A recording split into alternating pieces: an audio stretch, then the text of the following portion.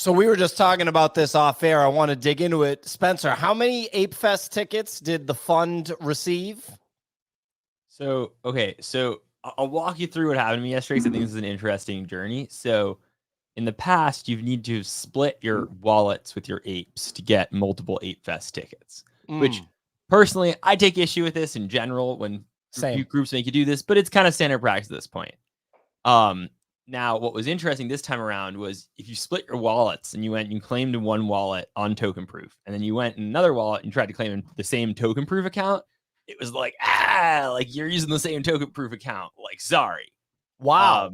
So you had to then, I mean, the only answer was if you had like multiple phones or multiple devices or multiple like team members, right? You could go register another phone with token proof, and that worked for getting multiple. So I was hoping to get something like 10 or 20 tickets. We ended up getting like 4, which is, you might say a lot of tickets, but like for an organization with multiple people involved, not that many, especially given how many like large assets we own. Yeah. So how many ape assets? What was the funnel to get to 4 there? How many ape assets? A lot. I'm not going to say the exact number on the show, but it was significantly more than 4. And also, like, you got to remember too, like we paid for 2 of the 4 tickets because 2 of them were +1s. Oh, so you got 2, and then we got 2 free tickets, and we paid for 2 +1 tickets. Wow. So this thing is this is a hot ticket, literally. It's not easy to get these tickets. I bet you're excited about going to Hong Kong. I mean, I love Hong Kong, right? Like I grew up in New York, and I'll say the only city in the entire world I've ever been in, and I'm like, oh, this is like comparable, is Hong Kong. And so I haven't been there since before the pandemic, and I used to go maybe once a year. So I'm excited to go back. Nick, you were going to say something? You were talking about the scale of your organization and the number of people that need to attend. I thought you're the organization. What changed? Well, you thought wrong, Nicholas.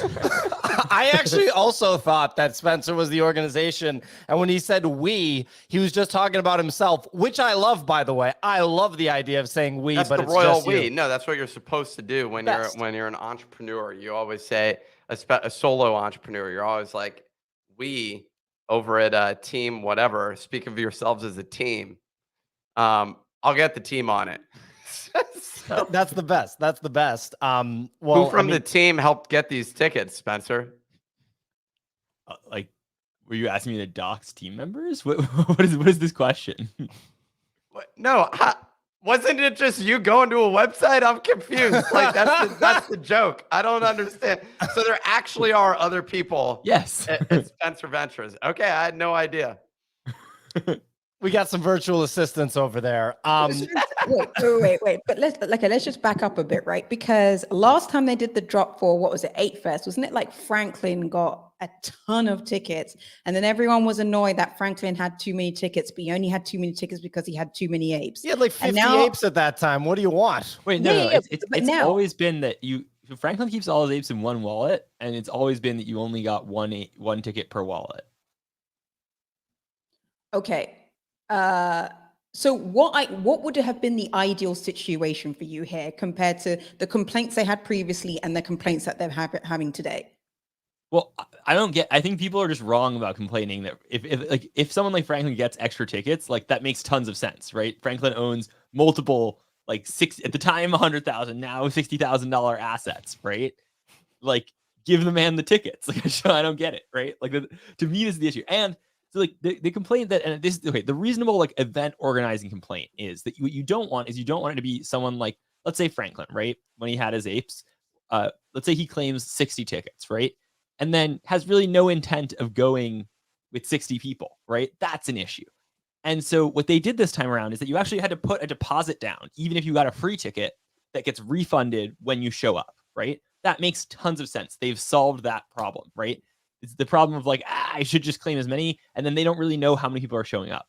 So like, I just, like, this is the thing, is like, I don't get it. And I get that maybe, there's a limited number of tickets, etc. But like, if that's one of the core value props of owning this expensive asset, then like why limit it? It just feels like the simplest, easiest, cheapest utility for them to add is like more capacity for Apefest for this, right? Like they're using, and also especially with the new setup for Apefest, right? Like they're not just having like one venue where they need to make sure it's a certain size. No, it's a whole city. There's multiple events. Like the city of Hong Kong can fit as many freaking apes as they want. Like it's not, they're not constrained by that. The apes take up a lot of space, Spencer. You know what? And think about it this way too. Like half of them are getting arrested at the airport anyway for having weed on them. Like there's a filtering mechanism in place. That was so much fun pointing that out. I want to also shout out Sig's drip today. Sig's look. First of all, people are noticing look at that. People are noticing the new setup and Sig sporting a Wrecked Guy roll bit hoodie. Yeah. So representing. That's from the NFT London event. Yeah, there you go, Spencer. You had to go to the Wreck Guy NFT. Was it London? No, yeah, it was London. It was London. It was the box in London. At the box in London, and there were merch bags. So I grabbed one because I thought there might be a lost Robbie in there just in case when I get home. You got to, you check the QR codes, but there wasn't. Instead, there was this lovely hoodie which I'm sporting in summer, boiling for you guys. Yeah, a little bit of a Wreck Guy roll bit there, merch. All good, all good.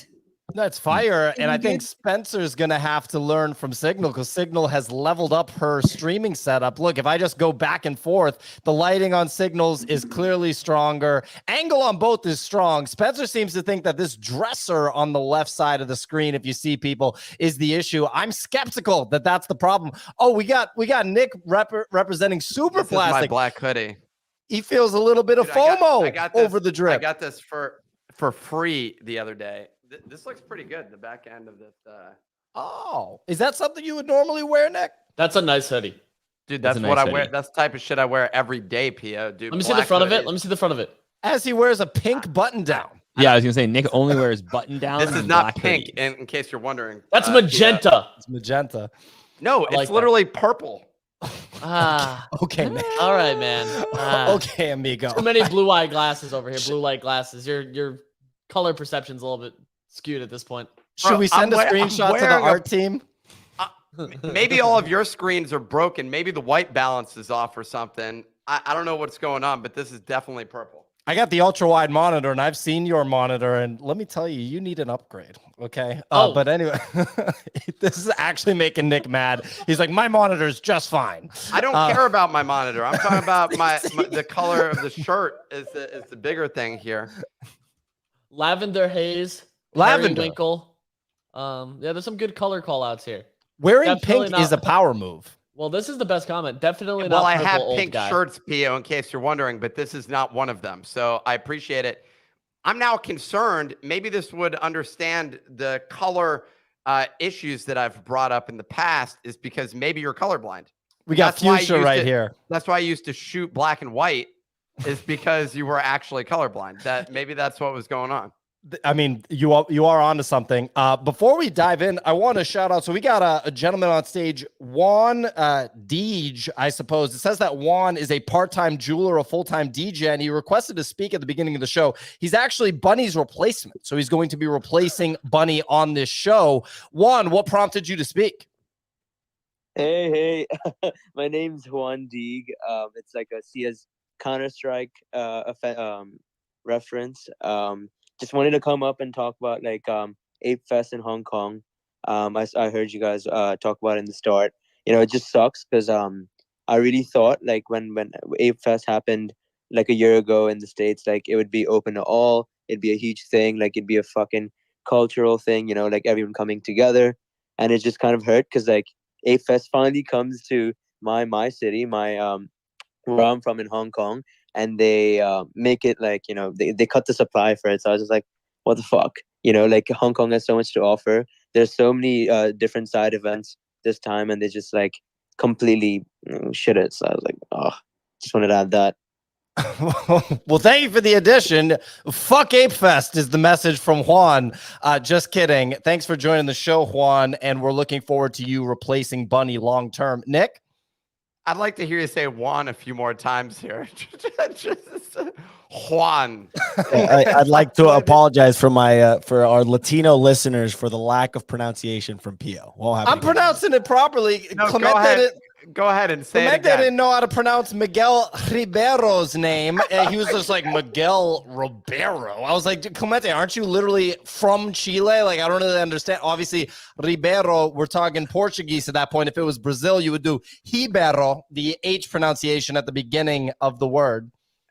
Nick? I regret bringing it up now. Stick to Italian. Miguel weighed in and goes, you're also, Miguel's watching right now.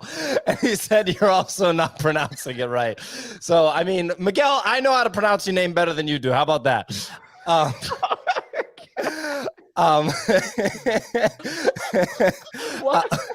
Bunny, you got your hand raised. What's going on, amigo? Yeah, there would have been no way for Yuga to ensure that I weaved my ape faster than if they opened Apefest to just every person in the world, right? Like, there's few utilities we have remaining for this asset, and like that's legitimately one of them. Whoa, we got a serious comment from Bunny on apes right there. That was basically, I would have sold if they did this wrong. That's fascinating to me, Bunny. Bunny, I are thought you still banned from China? Well, I was never banned from. I'm curious to ask Spencer if I don't even really want to mention this on space. There was like a workaround. You couldn't send tickets on token proof, but there was like a little workaround. Do you know if that's still available? Like, are you sending the tickets to people, Spencer, or are you just like keeping them in? No, I'm fully planning to like roll up with the crew, right? That's kind of how you got to do it. Is like they just got to be with you when you go. You get the wristbands, right?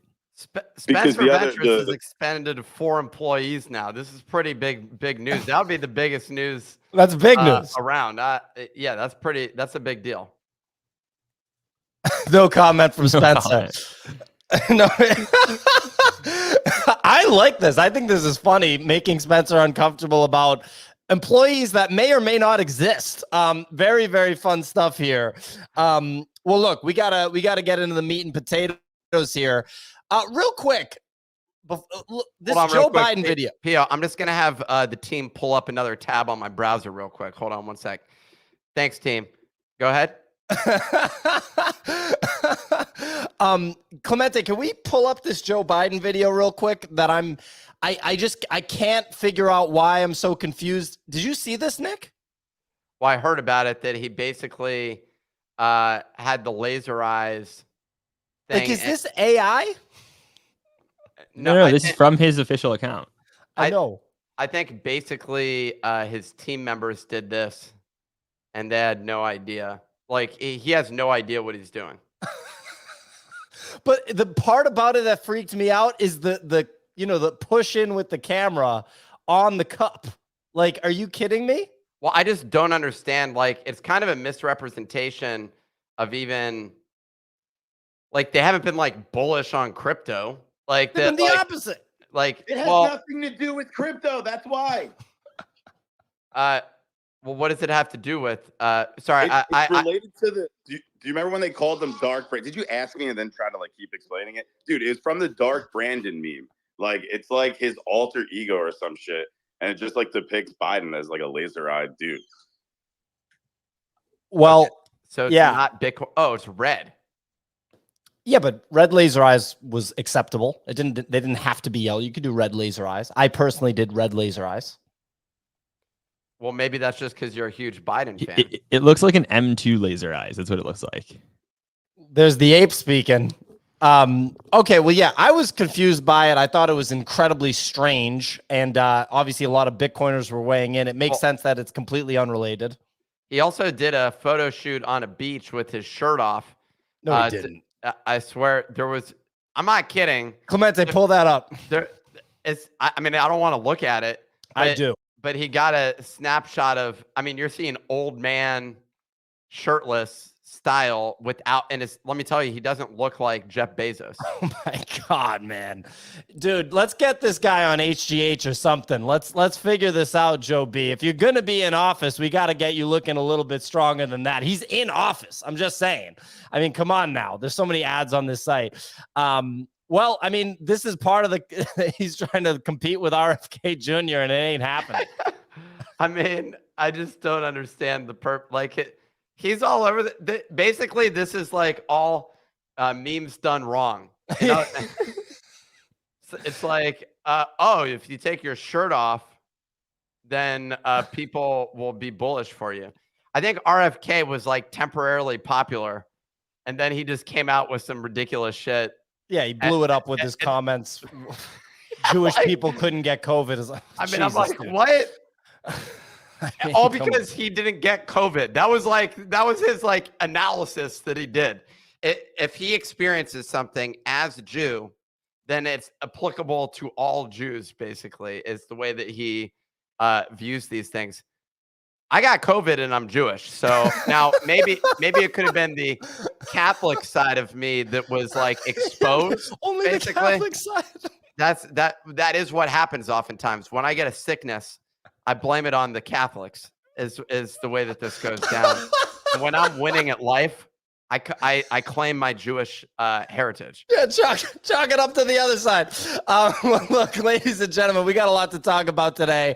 Let's dive in, or we're going to discuss the Coinbase announcement of on-chain summer.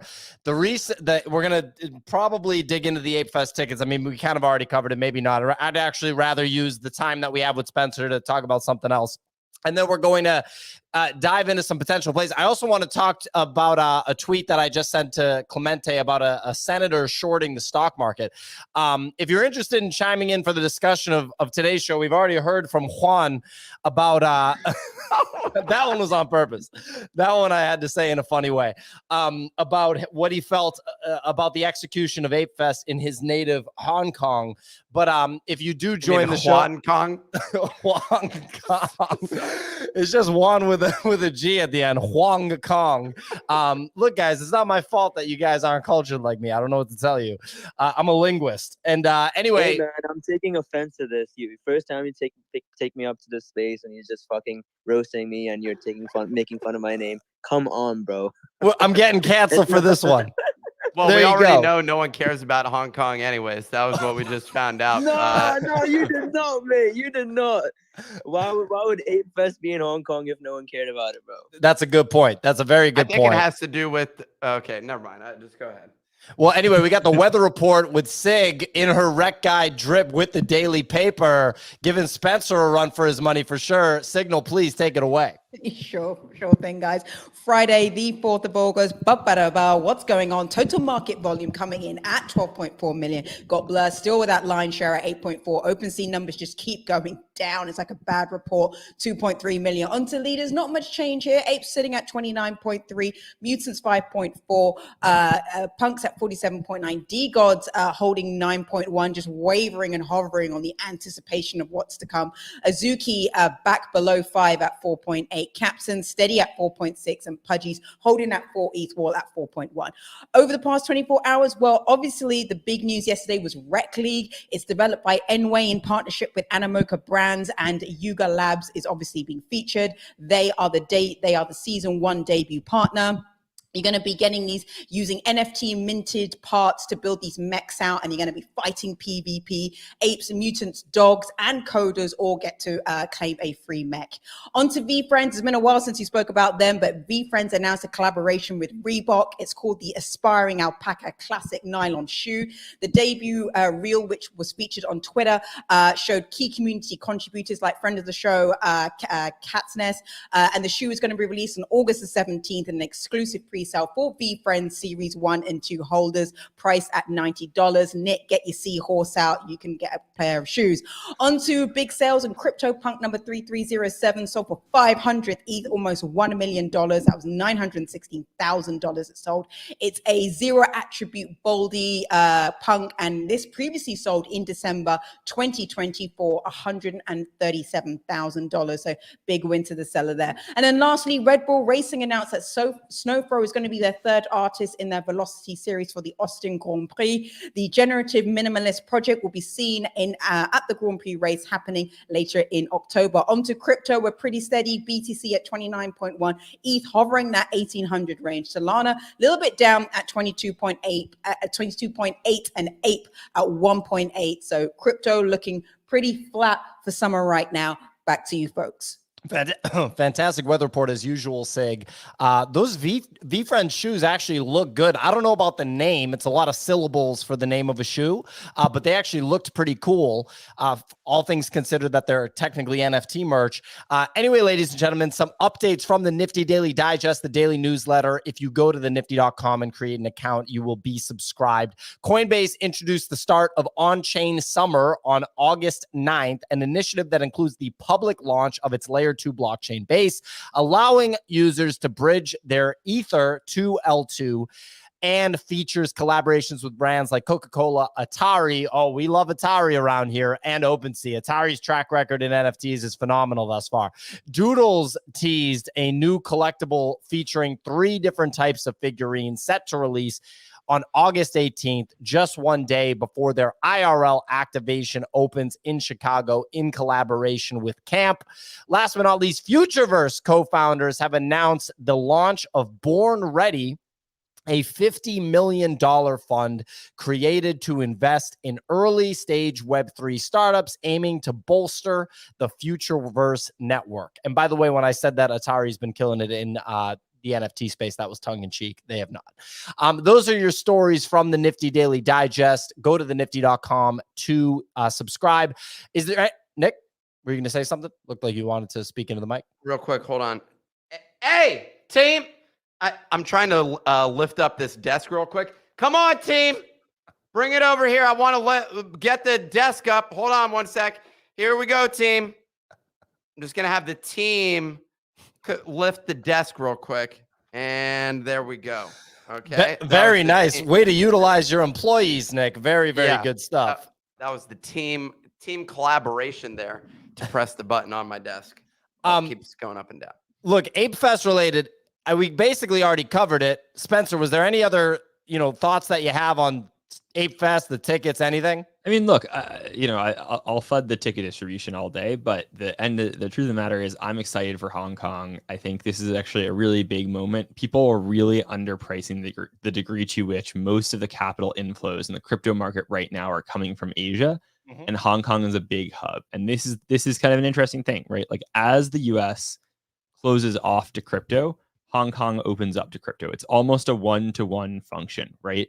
And this is not, a coincidence. This is very much strategy from the East versus West in terms of who's sort of in control of crypto, right? Like if US, which is a very likely possibility, right? Like we're very anti-crypto in the US right now from at least the Democratic Party, but like maybe more generally, right? There's a real chance that like US loses its position. And if that causes strategic opportunity for Eastern countries to take up crypto, like there's a real bet to be made there, right? And so I think it's really smart for Hong Kong to be the ground for Apefest, because Hong Kong Apefest just became the mecca for like NFTs in Asia. That is the event, right? And we're going into a big string of events in Asia. We've got Korea Blockchain Week, followed by Token 2049 in Singapore.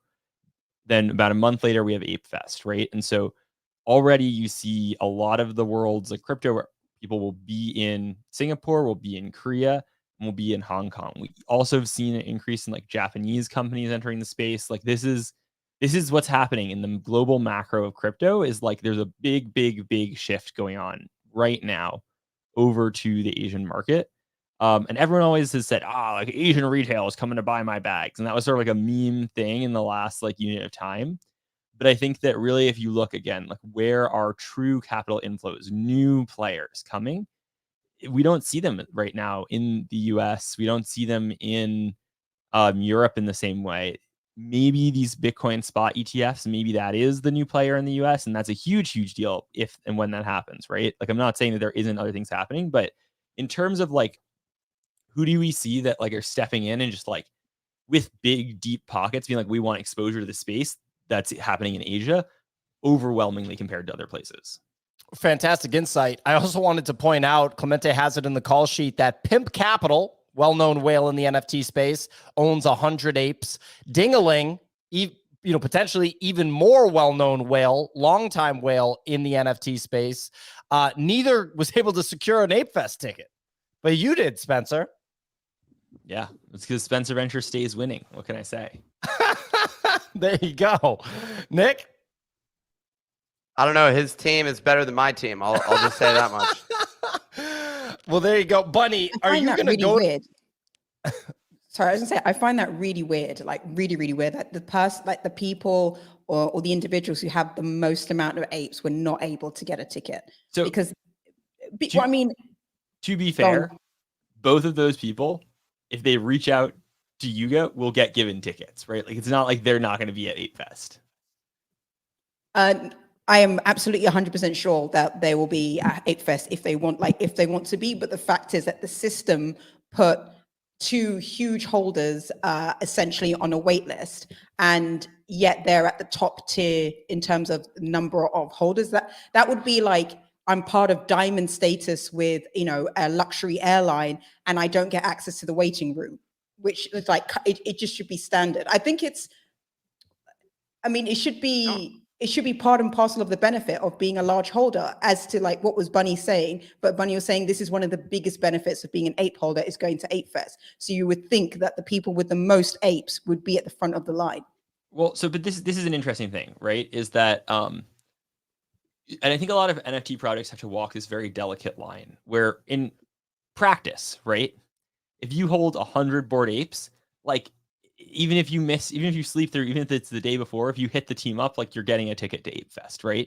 But how explicit is that utility, and where's the line, right? And this is a very delicate balance, because a lot of projects don't want to be like, they're too overly like serving of whales at the detriment, like where like they treat whales way better than the average 1 unit holder, right? Like, it's optically important that it doesn't look like, if you have 1 mutant ape, you're still a member of the yacht club, and you're treated kind of equal. Now, again, in practice, like, behind the scenes, of course, it should be well accepted that if you hold a shit ton of the asset, that you get treated better, right? Like, that's how you get the whales in, is like, as you're saying, Signal, right? Like, they should be treated better, but I do think it's very delicate how public that is. And this is actually even true, like, in airlines, right? Like, Concierge Key, which is the top status on American Airlines, wasn't even officially, like, there weren't any documents that mentioned its existence for like years. It's like a very recent thing that they even acknowledged that they had it, right? And that was because they didn't want to piss people off who were at the gold status, but not, or not gold, the executive status, but not Concierge Key, right? But if you were in that tier, you probably knew that there was a higher tier status that like was kind of the secret behind the door thing, right? I think like this is where, and this was something that, like, for a while, and I don't know if this is true anymore, but for a while, the group that got this the most right was Azuki. Like, Azuki's biggest win was that there was always known to be this sort of like cabal that was the Spirit DAO, and like the team was really good at like basically like bending over backwards for Spirit DAO to do whatever they wanted and whatever. And like, you were still an Azuki holder even if you weren't in Spirit DAO, but Spirit DAO was clearly a delineated group that like had better service from the team, right? Like, if Spirit DAO showed up to the Vegas event without a ticket, like, Spirit DAO got in, right? And that was a little bit more formal, although exactly what the perks of Spirit DAO are, like, aren't formal, right? Like, I couldn't tell you exactly what it, although, well, I'm saying, like, I think that would happen. There's no formal written down anywhere that that's the perk of Spirit DAO, right? And so they did that pretty well, but it's a tough line. I think a lot of product founders have to go through, is like, what is a formal explicit utility of being a big holder versus what is the like tacit sort of like, hey, we're just going to hook them up when needed utility.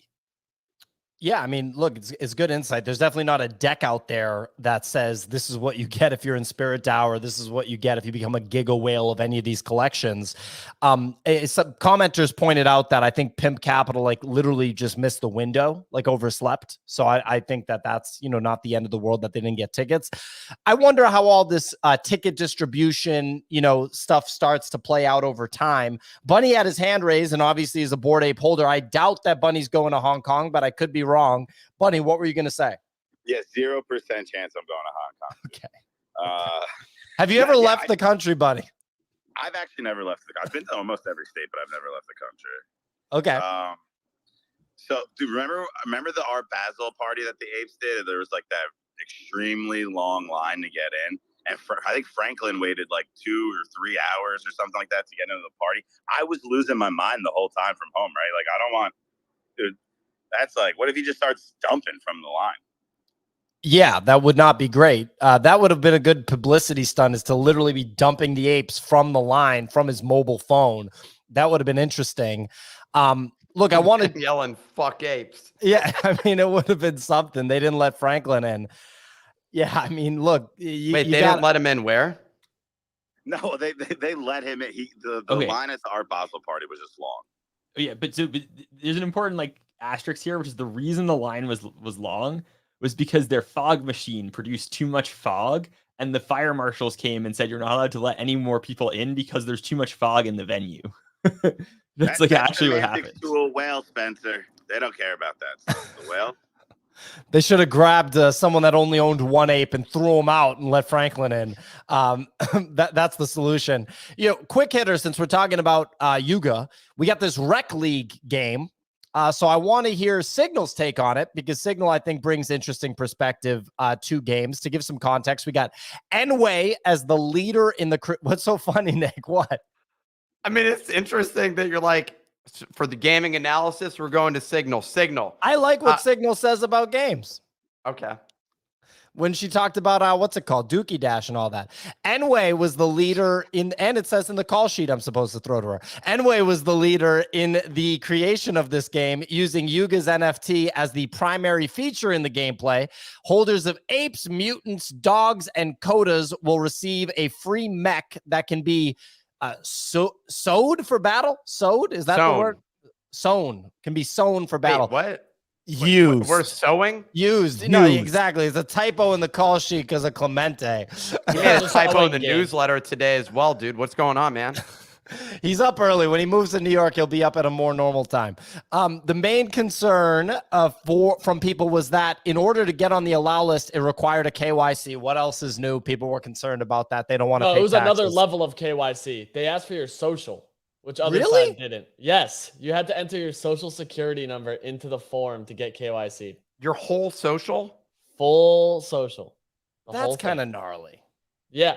So, I mean, obviously, like, I'm like, yeah, dude, of course I'm going to KYC for this. I KYC for other side. Like, I want to make like my social's like public at this point anyways, but yeah, well, so I was making the joke yesterday. I was like, dude, I can't wait to mint my mech and then immediately see my credit score go to 1. Like, I'm so excited to just see all the new accounts open up after I mint my mech.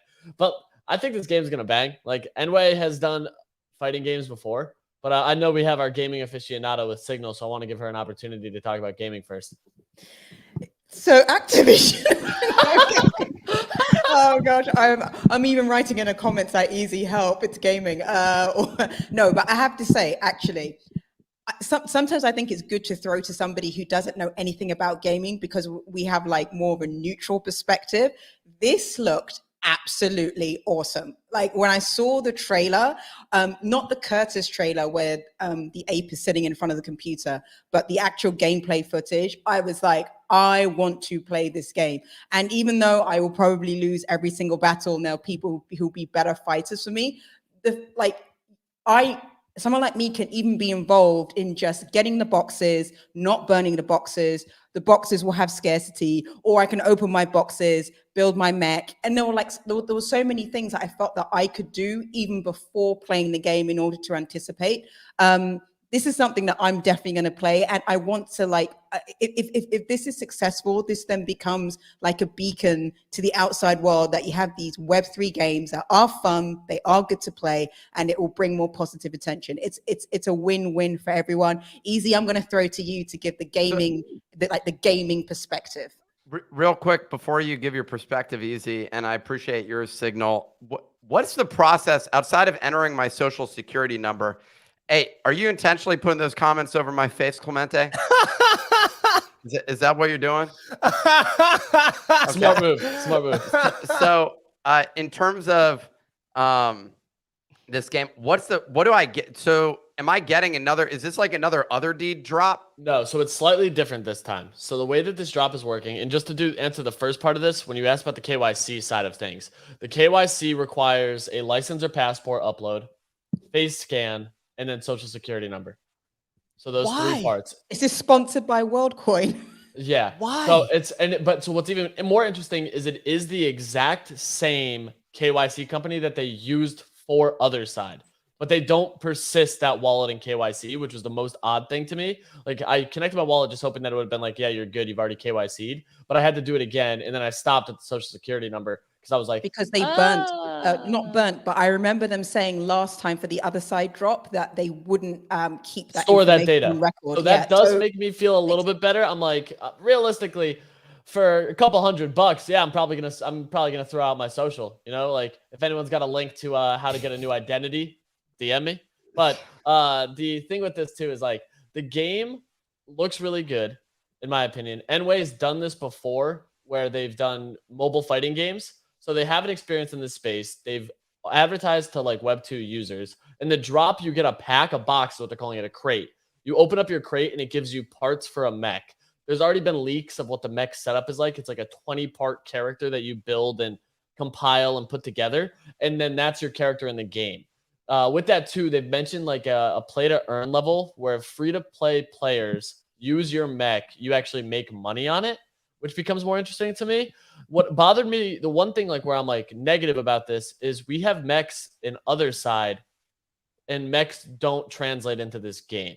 The other thing is that the mint process is really interesting because Codas mint first, then mutants, then bored apes. So it's almost like a backwards structure for it. But yeah, there's like a couple of key things about that. There's going to be these packs so that you open up and compile, and each bored ape holder, mutant ape holder, and Coda gets a free mint, and then also is a guaranteed mint after that. So they get a free mint without KYCing, but then they have to KYC for their allow list spot. And then they're also doing a public allow list. Is the allow list free also? No, the allow list is paid. So you get a free claim for a box. Dogs are also on that.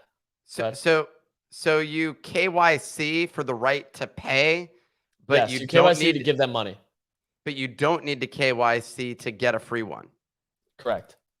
And I think that's because it's an airdrop, and there's speculation that ApeCoin's going to be involved in the mint, which is what has people believing that the KYC is in place. There's still some stuff up in the air as far as like full logistics, price, supply, stuff like that. I think Sig has the right approach where like mint a crate, maybe don't open the crate. Crate may hold more value, like Rang a black box style. But even like Jonah, who's a notorious Yuga futter, said that the game looks good. He's like, I've seen the gameplay. Game looks great. So I'm actually excited for it, which that's a big win in my opinion.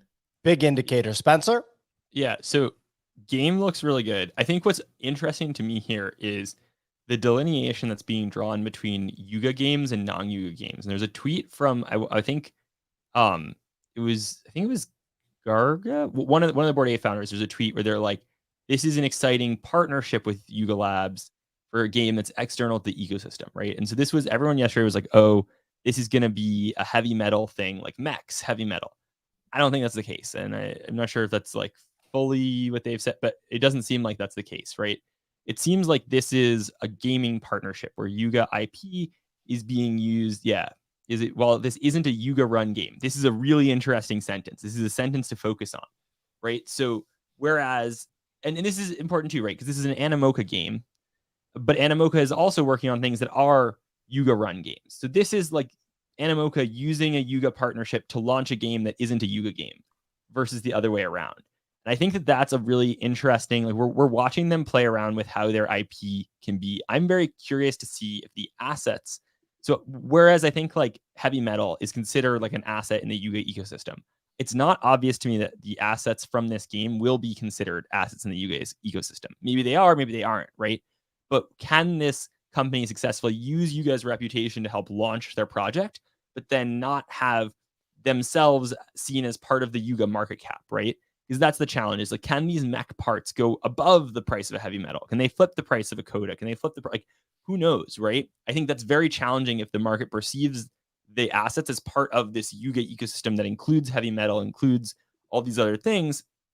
If it isn't, then I don't think that like it is that big of a and I think it has much higher upside potential as an asset, right? And so, you know, this is a real game studio. This is a real game. This isn't like a Dookie Dash game. This is like a properly thought out, like game, there is, from reading the documentation, some other things, it seems like they are planning to have this be like a real competitive ecosystem. And there's also sort of a thought here that I think is very interesting, right? And this is how we're watching live gaming companies just try and figure stuff out. And especially in the Animoca umbrella, like they have the luxury of trying a couple of different things each way. And if one hits, it's great, right? So It's interesting to me about this attempt is that it's clear this is meant to scale at some point beyond Web3 to Web2 users, right? That's why you have this concept of you can rent your mech out to Web2 users, etc. Now, what you may think is, okay, if you're trying to scale this to Web2 users, should you launch first with Web2 users and then have the premium tier happen later with Web3? Or no, as this is happening, it's the opposite, right? This is launch first in Web3, launch first to the smaller group of users, and then expand out, right? And so is that the right approach? I don't know, but it's an interesting thing to see. And I think it's a very meaningfully different thing from like Dookie Dash, as much as we said, Fortnite pros or whatever came and played it. Like that was not a game that was meant to be persistent to expand outward. This is like meant to be a game that's developed from a gaming studio that would make games for Web2 assets. And they're trying to see if launching first in Web3 is beneficial to the overall strategy. If this works, this could pave the way for a lot of other gaming companies to look and say, hey, here is a proof point of a company that launched first in Web3, then expanded to Web2 and was very successful, right? And this is where even something like Axie Infinity, which was very successful, I would say in a lot of ways, never really expanded out of Web3, right? It was Web3, and the people who weren't Web3 that were playing it were like basically farmers in Southeast Asia played through some sort of like pseudo indenturement thing to like go like farm virtual currency, right? Like that was mostly what that was. I think this is one of the games that you should look for in the space that might be able to bridge the gap. And look, I'm not a fighting games expert by any means, right? But they are, and it seems reasonably good. Like looking at the gameplay footage and that kind of stuff, like it seems like this is a real game made by like a real team that isn't like some Web3 people who are like, oh guys, like we are building a game, right? It's not that. This is like a real thing. So a couple things. I'm coming from the non-gamer perspective. I think it's interesting that you said that you kind of discredited Dookie Dash, and I understand that maybe that's not like a game similar to like a first-person shooter, like a Fortnite or something that's, or whatever Fortnite is, third-person shooter that's super duper popular.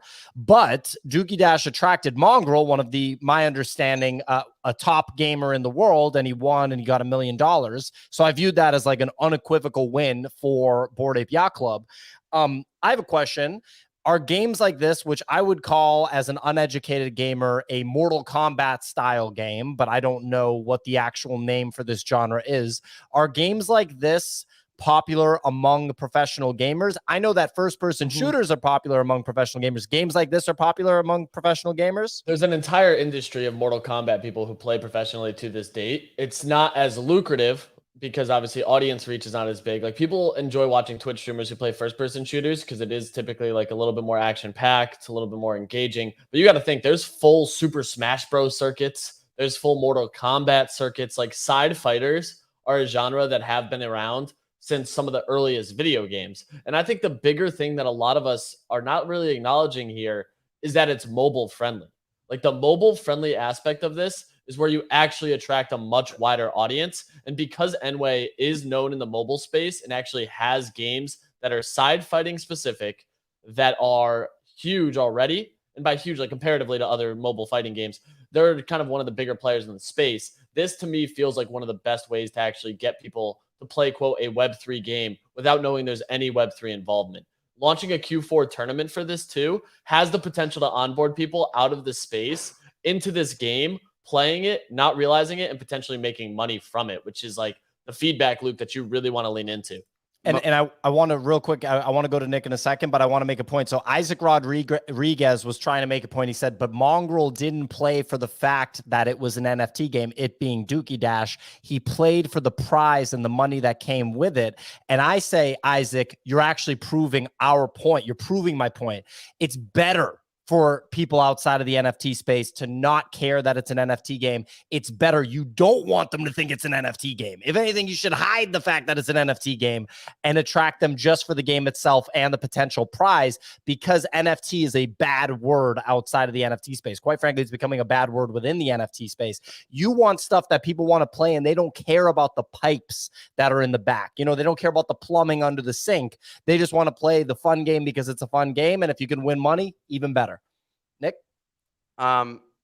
So Easy's comment on the mobile is huge, spot on. That, I mean, that's basically all that matters.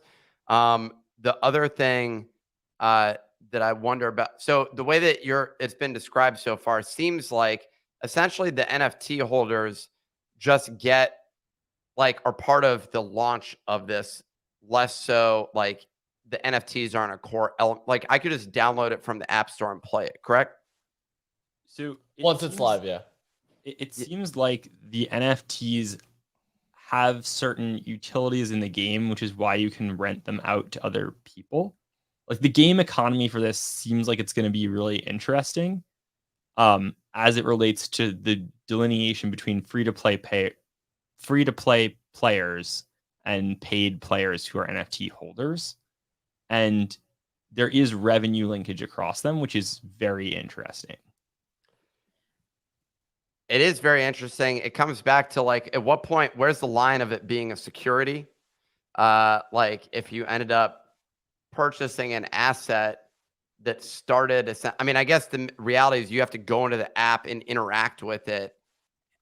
I mean, which requires some sort of effort on the person. So you're kind of operating your own revenue generating thing. Do the NFT owners own 100% of the supply of the things that are going to be rented, basically? And renting is a weird approach. I've never seen any game where it'll be free to play, where you don't have to pay money to play the game or rent a character, etc. I think that there's going to be interesting mechanics for the free to play side, instead of when you play a mobile game and you think of how to upgrade your character, it costs money. So I think theoretically here you'll be able to buy other people's assets just in the app for an extended period of time, for a tournament, for stuff like that, where there's a pay to play level. And I think that's the loop that they're going for, is that they're reselling holder assets where holders don't lose custody of that asset, but for X amount of time they're used in, say, a tournament or a challenge or a mission or things like that come into play.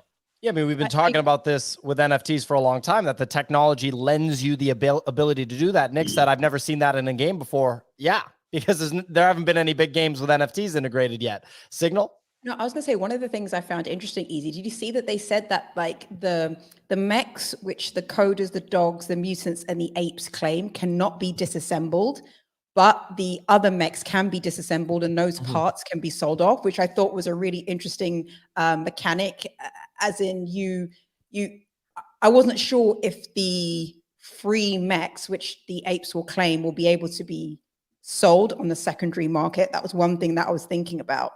And then the second part was that I think we could end up with a situation where you have the people who don't know anything about NFTs, don't know anything about Bored Ape Yacht Club, just playing with the N-way parts, the normal ones. But if they see a cool part from a dog or a coder or whatever, that's a part that they can buy on secondary and then simulate into their mech. So I think it's really cool. That people who don't know about NFTs or know about Yuga will be able to use these parts, if you like, in their mech, and they're using them just because it's cool or because it has utility to have some kind of power. And also we have to bear in mind that N-way said that Yuga is their first partner, and we're also going to see other Web3 games come out from other collections which they're partnering with. So this is a really good first test from from Yuga, which has so many assets in their ecosystem, and we're going to see how price plays out, what people who are native and non-native are interested in, and whether the game is a success. So I think it's going to be a really interesting testing ground. It's a first proper Web3 game that can be big. This is the more that we discuss it, the less that I'm interested in it. Not in the sense that I'm curious to see how they end up. I want them to succeed with this. And I think that the main point here is that they're experimenting with different business models from the IP side, as well as for NFTs as a whole, in terms of how these actually have more dynamic utility beyond like you buy NFT, you may come to conference potentially. As long as you sign up during the right allotted team and you got a team the size of Spencer's. In terms of this game though, like the one thing that's sort of weird is where like buying an NFT becomes an obligation to like pay attention to everything that's going on in this in that ecosystem to understand all the nuances of what's taking place, and then potentially put together all this stuff. Like we were saying, you have to piece together all the parts, is what Blate was saying, or B-Late, however you say it, BL8. You got to change that name, dude. I know you've had it forever, but come on. No, in terms of like, I will say I did play like the heavy metal game, and there's now another level to it. I just like zoned out on it, but this one sounds at least more interactive. And from the mobile app experience, that's super cool. How you connect your NFTs within that is going to be really interesting, like what the user experience is in order to go do that. And then the other question is like, is there any demand whatsoever for the main NFT? And that's the thing that, like, if this app reaches 100,000 people, are people going to suddenly start buying whatever the underlying assets are on chain? And is the app going to direct people to do that? But is it about that, or are they going to issue prizes, maybe in the form of ApeCoin, like just straight up cash prizes in theory for the top performers? Like, is this about the NFTs that you use to play the game going up in price, or is it about playing the game and getting other rewards that aren't related to those NFTs? Honestly, I don't know, like, because their website doesn't explain it. And I think like that what's weird is all this information is dripping out via other people. Jonah always mysteriously is like, well, I can't talk about this, but but I have the inside track. Jonah, come talk about it. But he's played the game and is impressed by it. It looks cool. Like visually, it looks compelling. I love the fact that it's mobile. But like the website doesn't explain much about. There's an excellent Medium article written by Taehoon Kim, very extensive, that is explaining pretty much all of what Easy and I have been saying. And I just think people need to take a couple of minutes to read it to understand more in depth about what is actually going to happen in this game, because that's where I'm getting my information from. I see this article. Okay. I think like the question of does value accrue to the original ape collection? I mean, like personally, I'm not an ape holder, but I wouldn't be thinking that right now. No. I would be thinking like, can they prove that this IP can be used externally, like in a game or in some other way, and people find it enjoyable, given that the mission of Yuga is now a gaming studio? The mission is not price go up on apes. The mission is build a gaming studio that uses the IP that they've created to bring in a bigger audience. If that happens in the long term to make apes go up, great win. But but price go up of apes or mutants should not be like the first thing that comes to your mind. But I wasn't saying apes or mutants. I was speaking to the assets that you're buying. But go ahead, Spencer. But this is the interesting thing, is I actually disagree a little bit. I think that this has everything to do with price go up for Bored Apes. Why? Because here's the magic, the golden egg, right? In NFTs is how can you airdrop an asset that you don't have responsibility for the execution of, right? So like, if this is successful, right, and it's proven that like doing something where like the way that it gets released in the ecosystem, they've said quotas are up first, but there'll be like claims for all the Yuga assets, right? So Yuga assets claim. Now, traditionally, when a Yuga asset claims a free airdrop, it then goes down in price, right? Because it's, okay, well, we're rebalancing, right? And it's basically proportionate to the value of the claim. In this case, it's not obvious to me that happens. Why? Because Yuga is not the one really delivering what the asset is. So if it becomes true that Web3 gaming studios think a successful way to launch their company is by partnering with Yuga, and what Yuga does in that partnership is says, hey, as a partner, you need to make sure that Yuga assets get a free whatever from your game. And suddenly Yuga assets just start spitting off free assets in these Web3 games where other people would pay. That is like actually a pretty bullish thesis on what Yuga assets are. And I think this in the bull market was a much bigger thesis on what Bored Apes were. Like one of the big reasons in the original bull market of the last cycle to hold a Bored Ape was that you got free claims on like basically every launch. Like there was this period of time where you get a free claim or you get allow list access for holding an ape. And that was part of the marketing strategy of companies when they launch a project, was to say, hey, ape holders get a free, ape holders get a free something, right? And ape holders would get it, and then maybe they'd sell, maybe they don't sell. But like that was one of the fundamental things, was if you're launching a new NFT back in the day, one of the best marketing strategies was to give something free to apes, was to give something free or to punks, right? You think about like, even think about CloneX, right?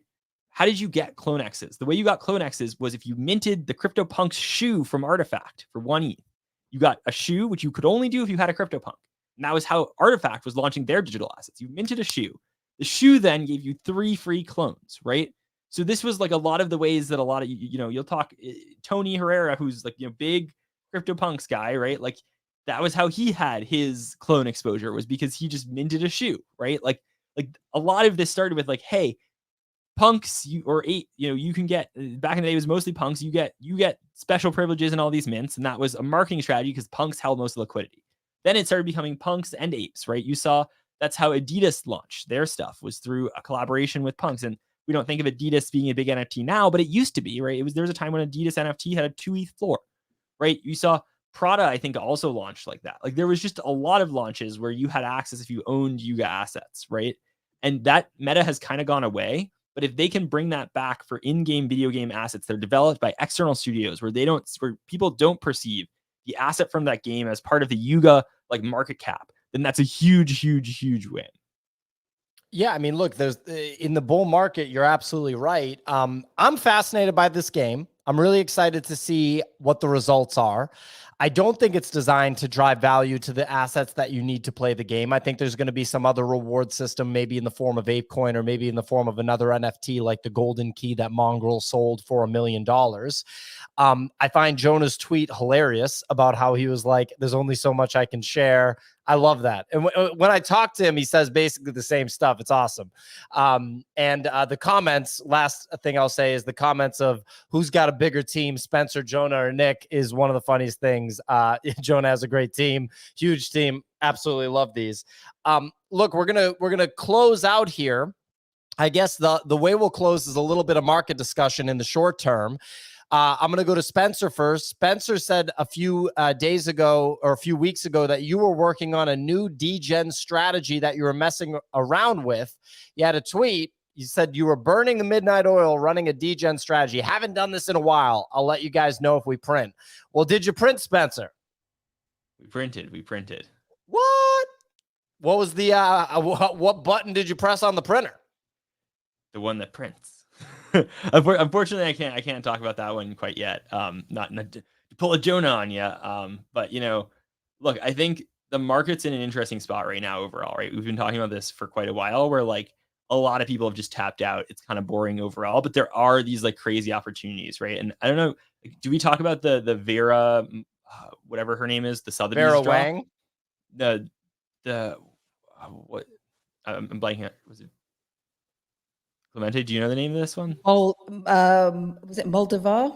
Something Moldovar, like that? yeah. Moldovar. That drop from Sotheby's, that was a 5x in a day. If you minted that, like from 1 ETH to 5 ETH per unit that you minted, like there's, and this is always what happens, right? Is the more people tap out and are bored with the space, the more inefficient the market becomes, and then suddenly there's these big wins that come out of nowhere, right? And I'm not saying everything is a big win right now. Like a lot of stuff right now is going to go to zero because there's not enough attention, right?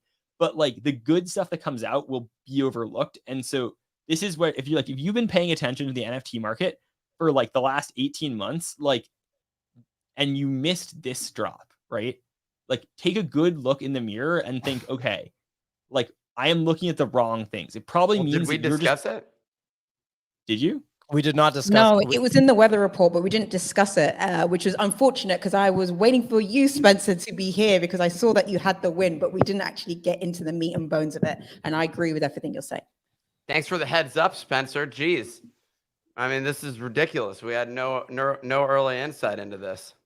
I'm just Ebrink has some insight. Anyway, go ahead, continue. Yeah. So like, look, here's the thing, right? Like, I'm not saying that like if you didn't mint this, you fucked up. I'm saying if you didn't pay attention to this, right? Because here's the thing: is like this was a Sotheby's drop. It's an artist. The artist is 99 years old who did it, right? And this is actually incredibly bullish. I like that. Bullish I like thing that can that. happen for art is the artist to die. And I say this because that like means they this can't one. produce more supply, right? This is just a historically proven thing. So Uh-huh. you have a 99-year-old artist. It's the first primary sale by Sotheby's, right?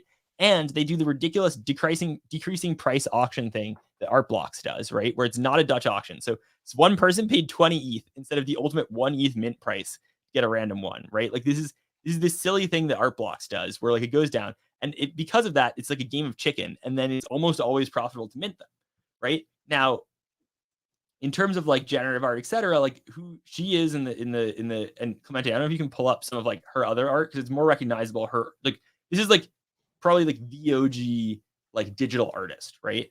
And so like okay, but like this is the type of thing where like if you are in NFT land and you're just like, oh, what's going on with apes, moonbirds, doodles, whatever, like you may miss stuff, right? And so keep an open mind to what else is going on in the space because like the macro thesis of like NFTs are bleeding out, it's really hard to counteract for some of the top projects. Like you'll get into a sphere of NFTs where it's like there's a bunch of projects that just kind of move with the market, right?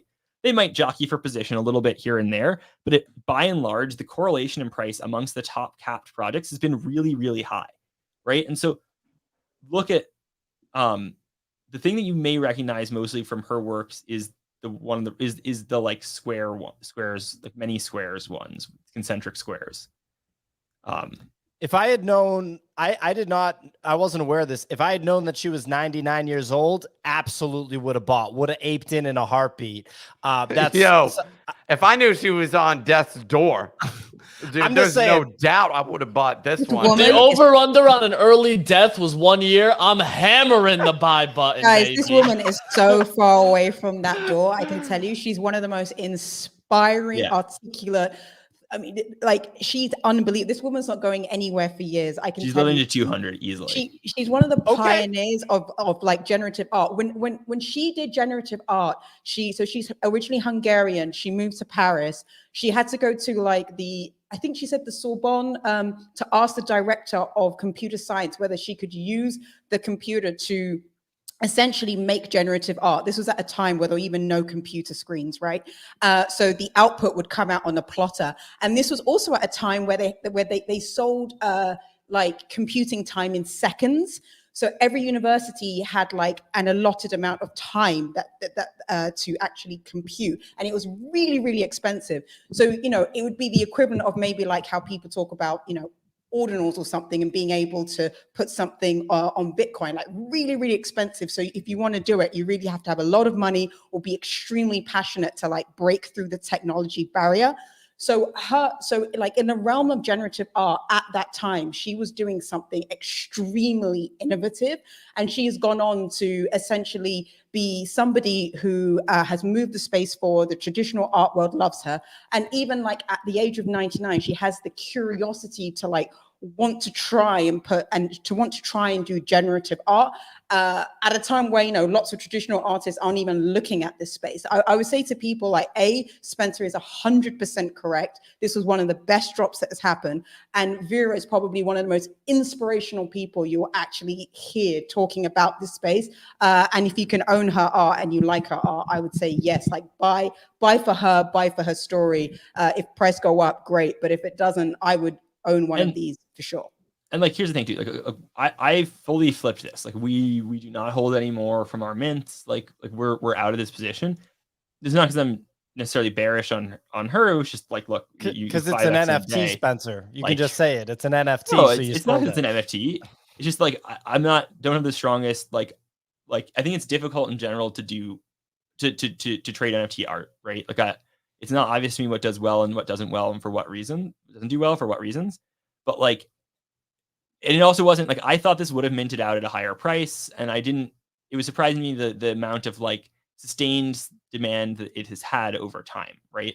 But like my point is like if you're in the NFT space and you're looking for like interesting stuff, like it very much exists. In the bull market, that would have sold out at like 5 to 10 ETH in the decreasing price auction with a gas war. But like now, because we're not in the like it just went to 1 ETH, right? Like stuff which like it just should never have done. And so like this is what I'm saying is like stuff happens like that in this market. And this is the reason to be here right now, is because once every 6 months there's something really obvious and really strange that happens that you can just jump onto.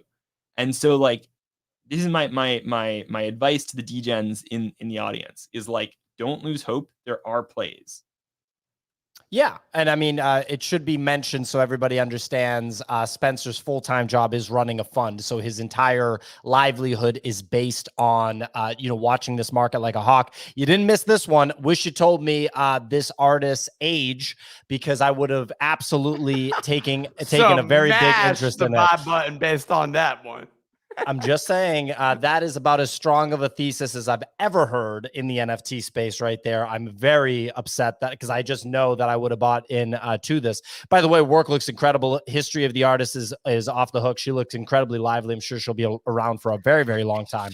But I would have absolutely aped into this. No brain. I'll say this too. I tweeted about this and it got 9 likes. Well, that's before it minted out.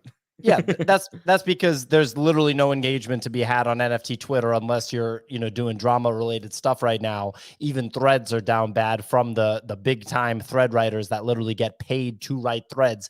Anyway, ladies and gentlemen, that is our show. Today is Friday, August 4th. We do the show Monday through Friday. We'll be back on Monday at 9 a.m. Eastern time. If you want to listen to the show outside of Twitter, check it out on YouTube with the video feed so you can see the discussion, with full video, and also the things that we share on screen you'll have access to. Subscribe to the YouTube channel. Of course, listen to the podcast if you want to take it on the road, Apple or Spotify podcast, wherever you get your podcasts. All the links are available if you follow the NFT Morning Show account that is the host of this show. Anyway, ladies and gentlemen, we will be back on Monday. Clemente, there is no free NFT today, correct?